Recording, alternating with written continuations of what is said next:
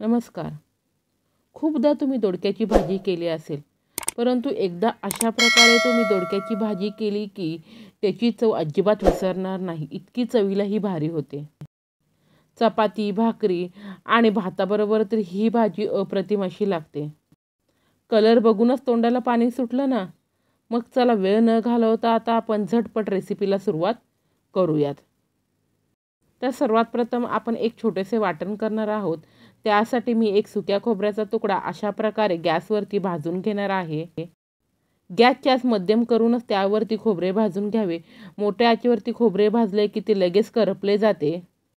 तर ह्या ठिकाणी सुके खोबरे भाजून झालेले आहेत. आता ते पूर्णपणे थंड करून घेऊयात.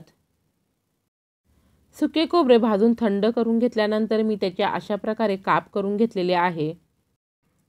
आता मिक्सरच्या जारमध्ये पोह्याच्या चमच्याने 1 चमचा भाजलेले तीळ टाकूयात. त्यानंतर 7 ते 8 लसूण पाकळ्या, अर्धा इंच आलं, त्यानंतर पोह्याच्या चमच्याने पाव चमचा जिरे आणि भरपूर सारी कोथिंबीर.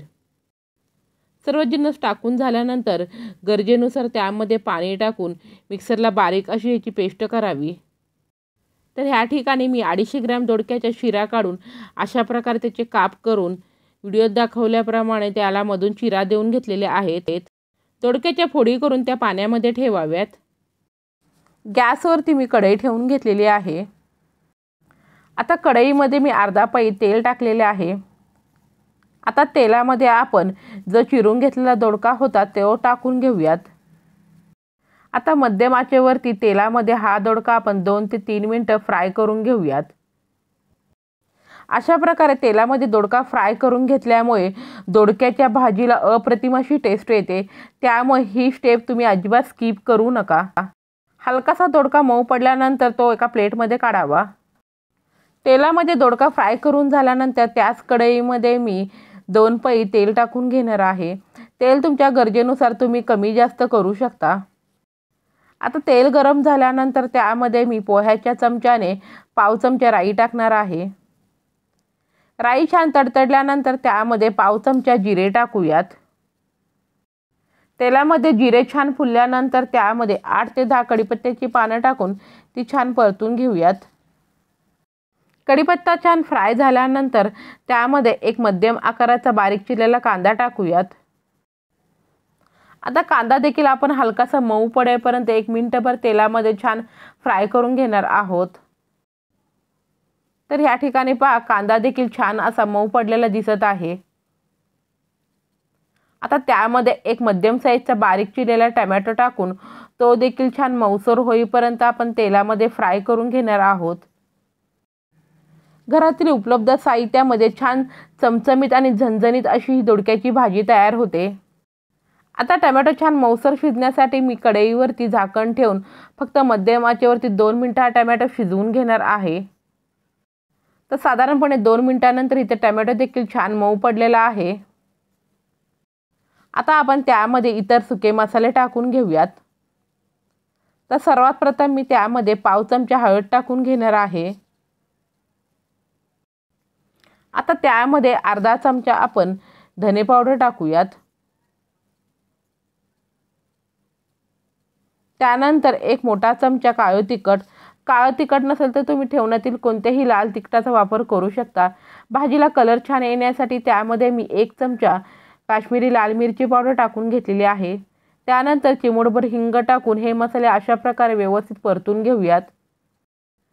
तुम्ही दोडका किती घेतला त्यानुसार मसाल्यांचं प्रमाण थोडंसं कमी जास्त होऊ शकतं. मसाले परतून झाल्यानंतर त्यामध्ये मिक्सरला जे आपण सुरुवातीला वाटण करून घेतलेलं होतं ते आणि पोह्याच्या चमच्याने 2 चमचे भाजलेला दाण्याचा कूट टाकून पुन्हा 1 मिनिटभर अशा प्रकारे आपण मसाले व्यवस्थित परतून घेऊयात. अशा प्रकारे तुम्ही एकदा दोडक्याची भाजी केली की तुमचं घरात कौतुक तर हे 100% होणारच. तर ह्या ठिकाणी सर्व जिन्नस इथे व्यवस्थित मिक्स झालेले दिसत आहेत. आता त्यामध्ये जवळपास अर्धा वाटी गरम पाणी टाकूयात.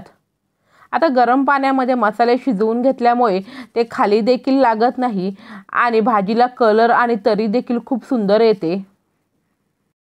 आता मध्यम आचेवरती फक्त 3 मिनिटं आपण हे मसाले शिजवून घेऊयात. तर ह्या ठिकाणी साधारणपणे 3 मिनिटांनंतर पहा, तरी बघा किती सुंदर अशी मसाल्याला आलेले दिसत आहे।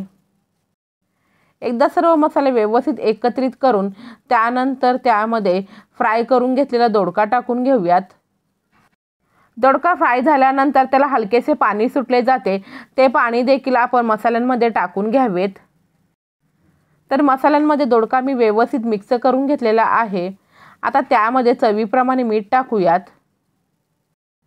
मीठ टाकून सर्व जिन्नस व्यवस्थित एकत्रित झाल्यानंतर कढईवरती झाकण ठेवून फक्त 5 मिनिटं आपण अजून हे मसाल्यामध्ये दोडके शिजवूयात। तर 5 मिनिटांनंतर तुम्हाला आमटी कितपत पातळ हवी त्यानुसार त्यामध्ये गरम पाणी टाकावे। तर ह्या स्टेपला मी त्यामध्ये 1.5 वाटी गरम पाणी टाकून घेतलेले आहे। पाणी टाकताना कॅमेऱ्यामध्ये कॅप्चर झालेलं नाही, परंतु एक वाफ काढून झाल्यानंतर त्यामध्ये पाणी टाकावे। आता गॅसची मध्यम करून एक 6 ते 7 मिनिटं आपण ही भाजी छानपैकी शिजवून घेणार आहोत। अगोदर देखील आपण दोडका शिजवून घेतलेला आहे, त्यामुळे शिजण्यासाठी जास्त वेळ लागत नाही। तर ह्या ठिकाणी 5-7 मिनिटांनंतर आपली इथे झटपट तर्रीदार चमचमीत आणि झणझणीत अशी दोडक्याची भाजी तयार झालेली आहे। बघूनच तोंडाला पाणी सुटलं ना? तर तुम्ही देखील अशाच प्रकारे झटपट अशी दोडक्याची भाजी करून पहा आणि कशी झाली ते मला कमेंट बॉक्समध्ये सांगायला अजिबात विसरू नका। रेसिपी आवडली तर नक्की लाईक करा, जास्तीत जास्त शेअर करा आणि अशाच नवनवीन साध्या सोप्या रेसिपी पाहण्यासाठी माझ्या चॅनेलला नक्की सबस्क्राईब करा। बेलची घंटी वाजवायला तर अजिबात विसरू नका। माझा व्हिडिओ तुम्ही पूर्णपणे पाहिल्याबद्दल अगदी मनापासून धन्यवाद।